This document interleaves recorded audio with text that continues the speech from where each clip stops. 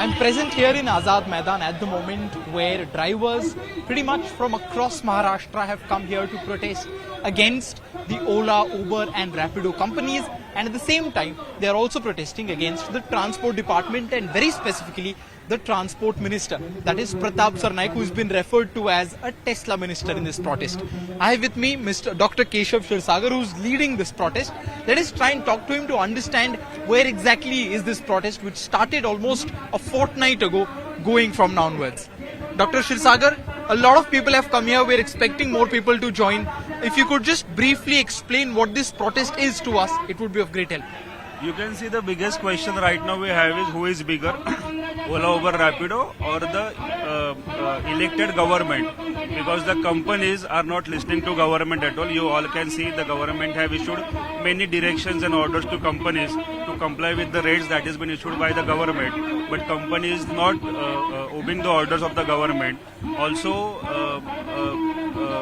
around 6 FIRs have been registered against Ola, Uber, Rapido for running bike taxis in Maharashtra of the white number plate, but still the companies are using the white number plate bike taxis, though they don't have license for that.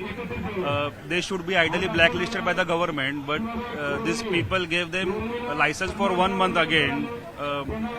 Although they are not obeying the rules of the government, and that's why we are protesting. The question is that who is bigger?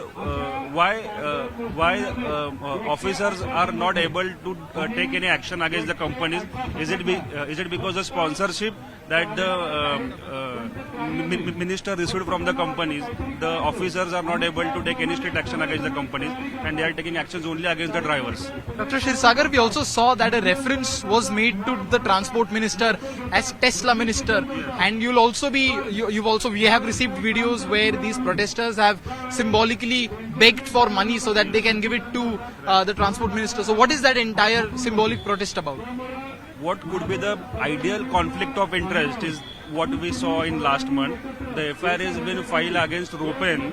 6 FIR have been filed by the transport ministry, and within 3 days the minister of the ministry got the sponsorship for the for his own event of the Dahiyandi Pro Govinda, and for that the same company against whom the FIR have been filed gave the sponsorship. They gave the hefty amount to minister. That's why we are asking minister, we will sponsor your event in 2026, and rather than doing favors to these rich companies, you start acting with the law and let the people of this state survive, and you should take what ideal steps you are supposed to take. You've been protesting for quite some time now. Have the companies reached out to you? Have you had any sort of communication with the company, any sort of a reassurance by them? Ola, Uber, Rapido and all of them? Whatever meetings happened, they happened in the office of Ayuktalaya, Transport Ministry. In those meetings, companies said they will give the rates on their applications. They have also given undertaking to the officers, but no change have been seen in the applications in last 2 months. We are protesting from 15 July. Dr. Shirsagar, finally help me understand what is going to be the future course of this protest, because you were just telling the protesters that you are waiting to meet the transport minister, you'd be hoping to meet him today. So what is the future course of this entire protest? We are trying our best to go ahead step by step, and if we tried our best to stay in the constitutional limit, and we also want to stay in the constitutional limit, but if minister is not going to follow the rule, if officers are not going to follow the rule, why should only we should follow the rule? And if they don't meet our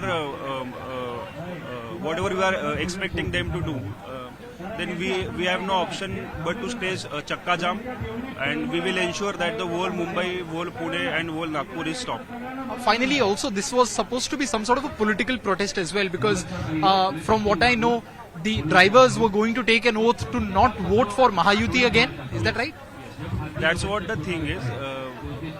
We are expecting the people who are elected by us should work for us, but if they are working for the companies only, then we will take oath that we will not vote for Mahayuti in this corporation election, and that's why we are here also today. We'll see what he says, minister says, and if he don't respond in the proper manner positively as he's been doing since last 2 months, if he takes us lightly, we will ensure that there are around 18 lakh drivers in Maharashtra, and we have around 70 to 80 lakh voters whose livelihood depends on this profession. And if the minister don't agree to meet our demands, which are fair demands, you all know, then we will take an oath to vote against Mahayuti in this corporation election. There we heard it from Dr. Shirsagar, who elaborated on the cause of this protest and how exactly is it going to go ahead in the future course, where it might also take some sort of a political undertaking. With camera person Prahlad Shinde, this is Anuj Raid reporting for Indie TV from Mumbai.